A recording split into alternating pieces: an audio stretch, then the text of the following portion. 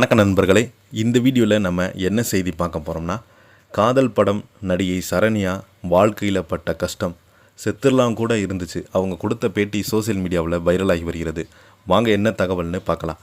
முதன்முறையாக நம்ம சேனலை பார்க்குறீங்கன்னா சப்ஸ்கிரைப் பண்ணாதவங்களாம் சப்ஸ்கிரைப் பண்ணிக்கோங்க. பெல் பட்டன் சிம்லமிக்கி நம்ம சேனலோட நோட்டிஃபிகேஷனை எனபிள் பண்ணிக்கோங்க.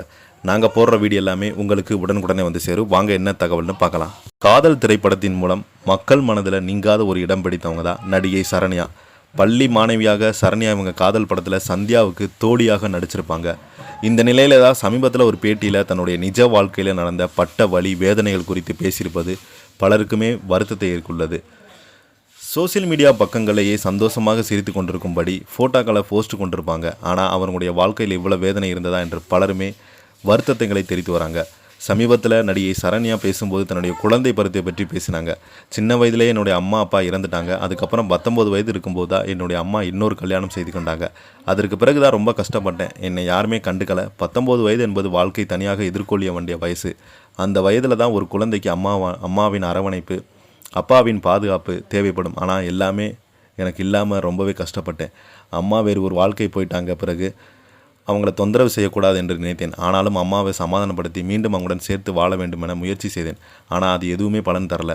என்னுடைய அம்மாவை கன்வின்ஸ் பண்ணி பார்த்த நடக்காததால் பிறகு தான் தனியாக வாழ தொடங்கிவிட்டேன்.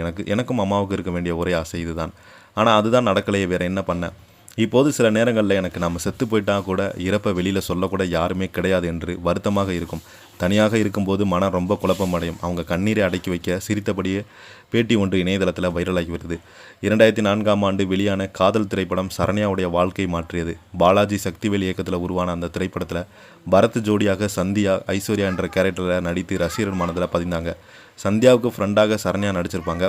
அதற்கு பிறகு பல திரைப்படங்கள் நடித்தாலும் காதல் தான் படம் அவங்களுக்கு தனி அடையாளம் மாறியது. திரைப்படங்களில் பிரபலமான நடிகையாக இருந்தாலும் தனிப்பட்ட வாழ்க்கையை சந்தித்த போராட்டங்கள் அவங்களை துரத்தி விடுகிறது.